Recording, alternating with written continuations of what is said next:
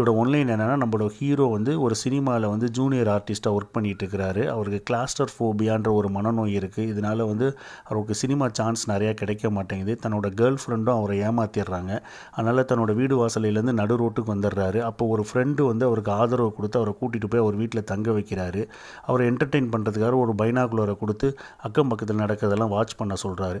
அப்படி வாட்ச் பண்ணும் பொழுது ஒரு லேடியை அவர் தொடர்ந்து வாட்ச் பண்ணுறாரு. அந்த லேடி கொஞ்ச நாளில் மர்மமான முறையில் இறந்து போகிறாங்க. ஸோ அந்த இவர் லேடியோட இறப்புக்கும் நம்ம ஹீரோவுக்கும் என்ன சம்மந்தம், இவர் இந்த கிளாஸ்டர் ஃபோபியாலேருந்து வெளியில் வந்து திரும்பவும் நடிக்க போனாரா அப்படிங்கிறதான் மீதி கதை. இந்த படத்தில் வந்து அடல்ட் கண்டென்ட் ஹெவியாக இருக்குது. ஸோ அடல்ட் கண்டென்ட் விரும்பிகளுக்கு இந்த படம் நல்லாயிருக்கும். மற்றபடி இது ரொம்ப ஸ்லோவாக ஆவரேஜாக தான் இருக்கும். ஸோ ஒரு 1984 வெளியான படம். ஒன்லி அடல்ட் கண்டென்ட்டுக்காக இந்த படத்தை பார்க்கலாம். மற்றபடி இதில் ஒன்றும் இல்லை. கேமரா ஒர்க் நல்லாயிருக்கும், மியூசிக் நல்லாயிருக்கும். இதில் வர வயலின்லாம் வந்து ரொம்ப அருமையாக இருக்கும். ஸோ டைம் கிடைச்சா பாருங்கள். மீண்டும் ஒரு வீடியோவில் சந்திக்கிறேன். நன்றி, வணக்கம்.